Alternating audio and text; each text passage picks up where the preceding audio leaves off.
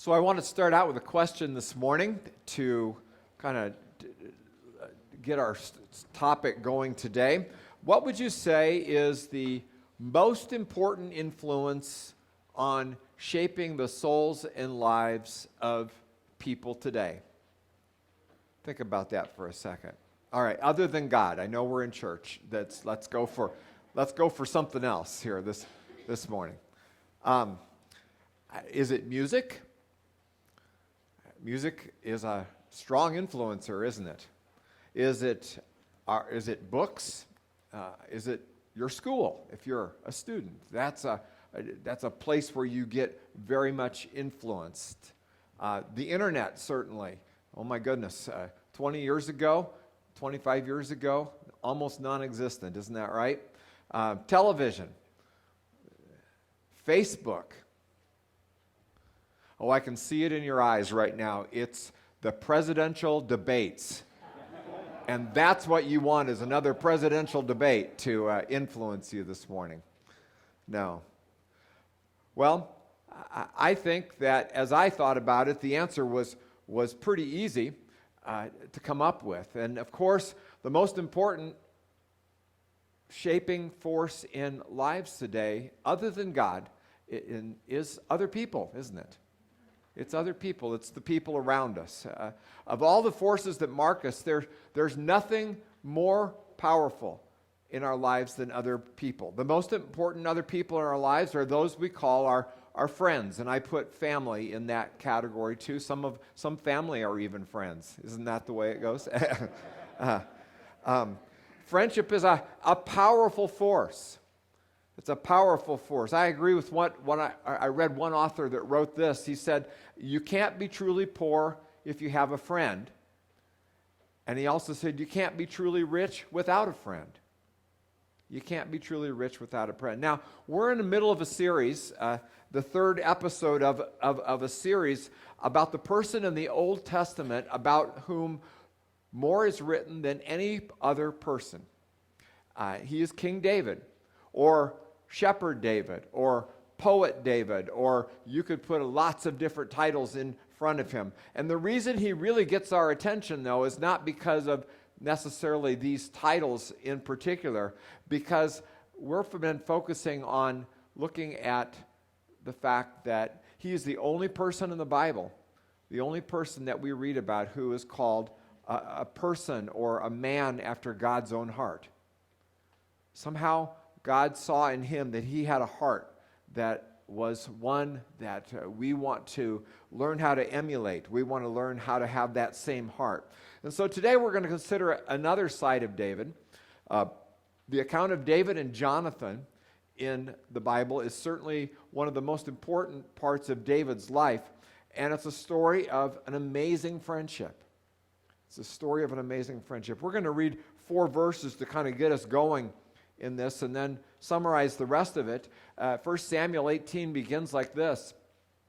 It says, after David had finished talking with Saul, who was, by the way, Jonathan's father and the first king of Israel, after David had finished talking with Saul, he met Jonathan, the king's son. There was an immediate bond of love between them, and they became the best of friends. From that day on, Saul kept David with him and wouldn't let him return home. And Jonathan made a solemn pact with David because he loved him as he loved himself.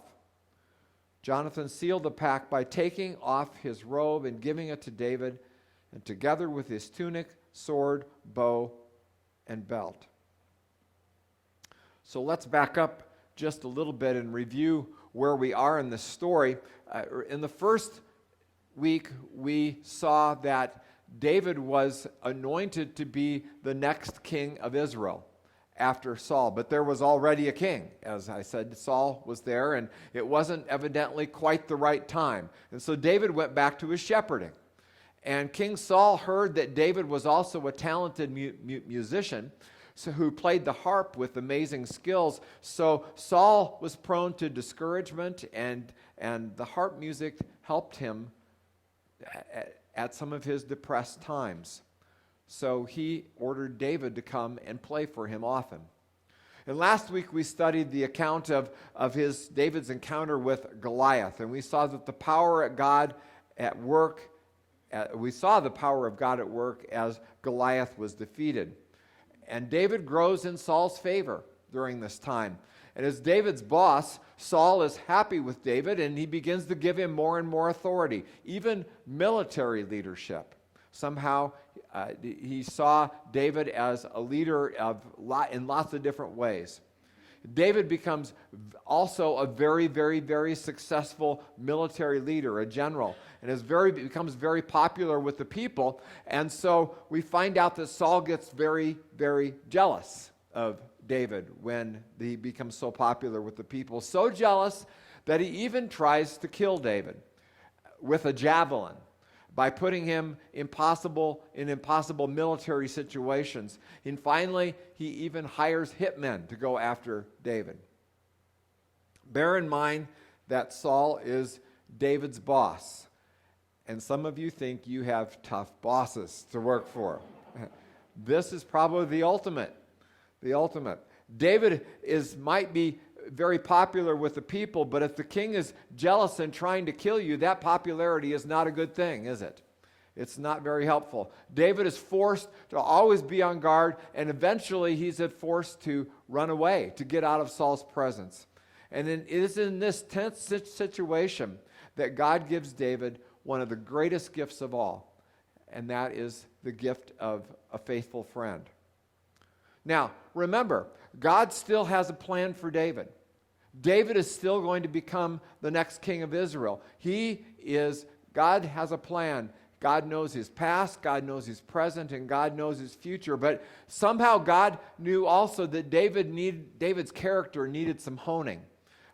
As we read in the story of David's life, we see that David is about to enter, as we read in the story of David's life, I should say, we see that David is about to enter into a time where God is going to do some refining work on him. And that kind of work can be painful. Even a great future king like David has the need for good friends. So this morning we're going to take this story and just observe 5 things that we can learn about friendship this morning from this story, and I think all of them apply to us too. First of all, friendship can come in the most unlikely places at times. Think about it. By all rights, these guys should have been arch rivals. Both were fierce warriors, David and Jonathan. Both were strong-willed. Both of their exploits were recounted in the scriptures of what great military leaders they were. Jonathan was actually the son of the king, and by culture, he was the rightful heir to the throne. But now David has become the golden boy of Israel, and he's God's choice. He was going to block Jonathan from what would normally be his rightful place as being the next king. The odds of a close relationship developing here seemed pretty distant, seemed pretty bad. It seems a little bit like the odds of these two becoming great buddies. Saw that picture and I couldn't resist it. Seems pretty unlikely. But these two men who could be rivals are now best friends. They become best friends. David's friendship with Jonathan was huge in his struggle with Saul, both for his personal safety and also for his refusal to take revenge on Saul, even though what Saul was doing to him. Friendships are sometimes with the strangest people, and aren't we all a little strange at some times? So that's the first observation. Second observation, friendship means commitment. Friendship means commitment. David and Jonathan were so close that they had become, as the writer says, one in spirit. One in spirit. They even made a covenant together, it says. You can count on me no matter what, they said to each other. I am your friend. And then they sealed it by Jonathan giving David his royal robe, his bow, and his sword. And this was more than just an exchange of clothing. That it seems that this was Jonathan's acknowledgement that God had called David to be the next king. And this was him offering his support. So whenever David wore that robe, whenever David used that sword, he had to think of Jonathan. And those gifts to him said this. They said, David, I see in you the qualities of a king, and that God has called you to be the king, and I want you to live up to that, and I'm going to help you do that. As a church, as Christians together, I think God calls us to do that for each other too. I've had several times in my life when I needed someone to help me through an important decision, or to encourage me when I was discouraged. I have 3 brothers who are also 3 of my closest friends, other than my wife Betsy, and we talk often. I also have other friends, and some of you have been that encouragement to me too. One of those persons was a Jonathan to me recently, someone who affirmed a choice that I needed to make.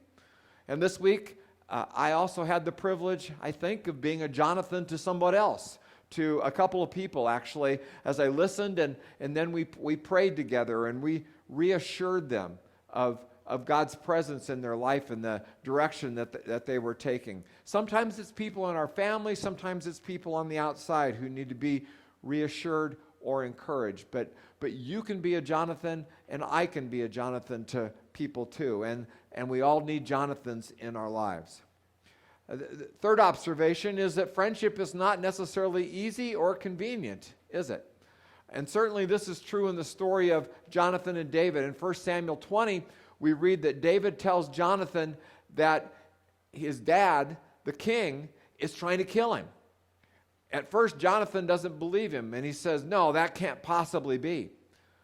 But Jonathan watched and did some research, and later he discovers that David is absolutely right and that Saul is working to kill David. So Jonathan at that point confronts his father. He risks his life, and his father becomes very upset with Jonathan.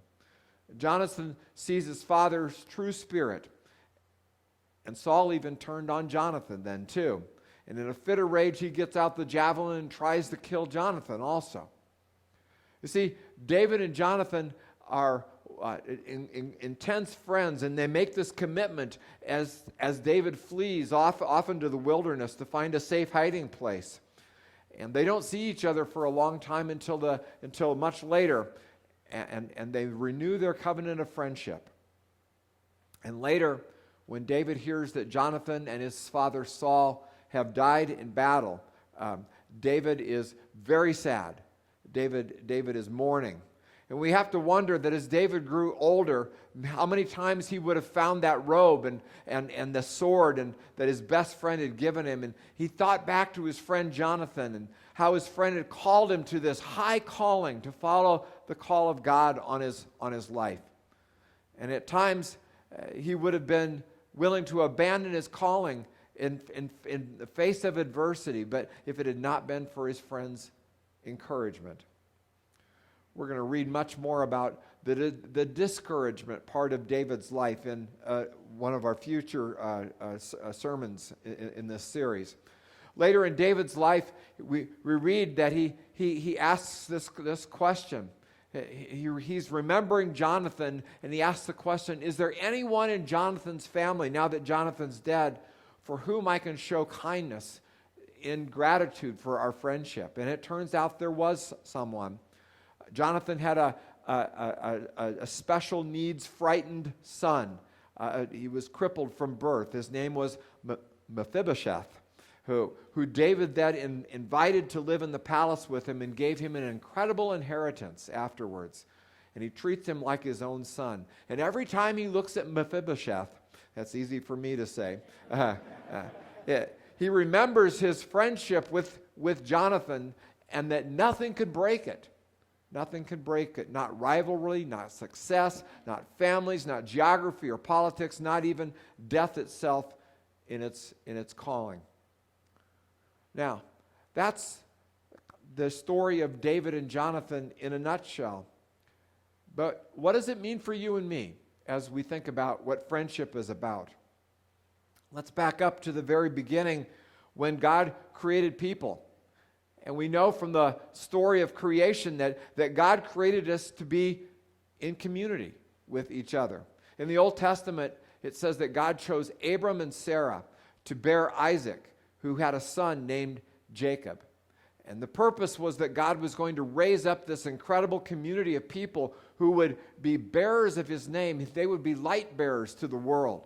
And he would love them, and he would empower them to bless the rest of the world. It was that community together. It was never a Lone Ranger sort of thing. They were to do it together. And of course, in the New Testament, Jesus forms this thing called the church. And the church, big C, and our church are also called to be an extension of that original community. And it's single people, it's married people, it's younger people, it's more experienced people, it's people with differing gifts, people with abilities who are called to put their faith in Jesus Christ and work together. And our calling is to allow Jesus' light to shine through us to the world, to serve the world. We're blessed to be a blessing to others. How does that blessing take place? Well, a lot of times, it comes through friendship, doesn't it? It comes through relationships. When we follow Christ, we're encouraged to work with each other in our life of following Jesus. Mostly, it just consists of loving people. That's what Jesus said at the end of his life. He said, a new commandment, and actually it wasn't a new commandment, it was the same commandment that he'd been giving, but he said, I want you to love one another as I have loved you. By this will all people know that you are my disciples, if you have love one for another. Friendship is a gift I can choose to give, and friendship is a gift that I need to receive too. 2 weeks ago, Betsy and I attended and actually took part in a memorial service down in the southeast part of town for a lady by the name of Lisa Rossbrook. Lisa and her husband Kevin were charter members of Light of the Desert and their 5 children, and they were active members in our early years, in the first 3 or 4 years of our life together. And Lisa and Betsy's time actually goes back way far. They were close neighbors and friends during their high school years. Lisa died from cancer at 56, and it was tragic in one way, but yet the memorial service was one that I don't think I'm ever going to forget. It was one of the most unique ones that I've ever been a part of. There were 300, maybe 400 people gathered in this place to support Kevin and the children and the grandchildren. And Lisa has 5 sisters who all spoke about her. And this was they said lots of things, but this was the one thing that really has just been really just so important to me. They said they conferred with each other because they didn't want to overlap as they talk, and they came to the conclusion that Lisa honestly didn't have any hobbies in a traditional sense, none at all, and that was really interesting to hear. But they said her hobby, as was testified by so many other people, was people. Her hobby was people, being a friend to so many people. Her faith had compelled her to be friends with, to care for, to encourage, to keep up with people. I still remember, I think I've told you this story, but we visited her a couple days before she died. And of course, the first thing she asked about was our family, rather than telling us about how she was feeling. And she wanted to know all the details of every single one of us, where we were. And she chided me often that I was never on Facebook enough for her to keep up with as much as she would have wanted. Others spoke who repeated this theme over and over again. Everyone knew that Lisa cared. Lisa was their friend. I've never seen so many best friends in my life as were there. Lisa gave that gift of friendship to so many people. Now, I have nothing against hobbies. I think hobbies are great. They help balance out our life. But how cool is it to be known and to have others know that this person's hobbies was loving people. That was the most important thing in her life. Now, I know that many of us know how amazing it is to be touched and cared for by other friends, by people we call friends. Friends are emotional support. They are encouragers. They bring fun to life. They stimulate us to grow, and they challenge us to be the people that God called us to be. But being a friend is perhaps the highest calling God has called us to. Friendship is also an investment. It's a gift for all involved. It comes with no agenda, hopefully, other than just to share life with someone else, to share what is most important to us, and by doing that which is everyone is enriched. I told you that my 3 brothers are very close friends. I also have a very close friend who still lives in my hometown. We've been friends. We charted back since we were 3 or 4 years old. We looked over an alley that separated our houses, and I would stand on my jungle gym, and he would stand on his jungle gym, and we would shout over the top of the alleyway. And the only thing we knew to shout was he called me Paul Bunyan, and I called him Christopher Columbus, and that was about as much as we knew at that time. But Chris remains a very close friend. And he's visited us many times here at Light of the Desert. And we still communicate often and make every effort to see each other at least a couple times each year. Some friendships, maybe not very many, maybe 1, maybe 2, maybe 3 at the maximum in a lifetime, can become like David and Jonathan, true spiritual soulmates, challenging each other to be the unique person that God has called us to be. And those friendships are amazing, aren't they? Those are amazing. How did we get one of those friends? Well, that's a God thing, isn't it? That's a God thing. There's no such thing as the spiritual soul friends drive-up lane or an Amazon.com for sort of things that you can get in 2 days. Where we can just order it and while you're there, supersize it for me, sort of thing. No, it's something that God gives. And that brings us to the last observation. Friendship comes by being a friend. By being a friend. My dad used to tell this apocryphal story to put this point across. He told about a family who was moving into a new town, and the new family was driving into one of their target neighborhoods and saw someone working out in the front yard. And so the new family rolled down the window. The man in the driver's seat asked the question to the person in the front yard, and he said, "How are the neighbors in this neighborhood?" And the man in the front yard answered his question with a question. He said, "Well, how were the neighbors in your last neighborhood?" And the man in the car answered back, "Well, they were terrible. The kids were noisy. They left their trash cans out. They never listened to my suggestions, and they never kept their yards tidy." And the man in the front yard responded, "Yeah, they're pretty much the same here." Pretty much the same here. We make a friend by being a friend. We make a friend by being a friend, by taking an interest in others, by praying that God would give us meaningful friendships, by taking risks without expecting anything in return. There are some people who do not want to take risks in their life to enter into deeper friendship because they're afraid of getting hurt. And true, the hurt can be great. But taking the risk to be a friend is worth it. Life is about investing ourselves in, even with all the possibility of disappointment and frustration in the lives of others. Jonathan and David chose friendship. Jonathan had the rightful claim to be the king. After all, he was the son of the king.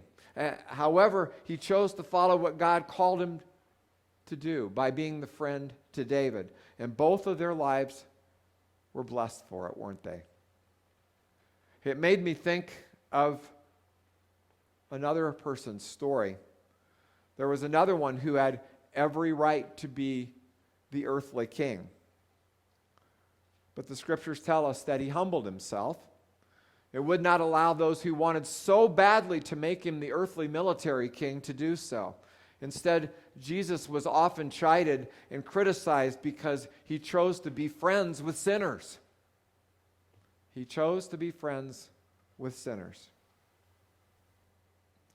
If we follow Jesus, then it's our goal to grow each and every day in our friendship with Jesus, no doubt about that. But it's also when we invest in friendships, when we share life, when we share meals, when we share activities, when we offer hospitality, that others see Jesus shining through us, even though we're certainly not perfect like Jesus was. During December, we asked you to take an experiment. Maybe it was something that you already do. But to go around your neighborhood, it's getting a little warmer now. Maybe it's easier to do it. To go around your neighborhood and pray for your neighbors.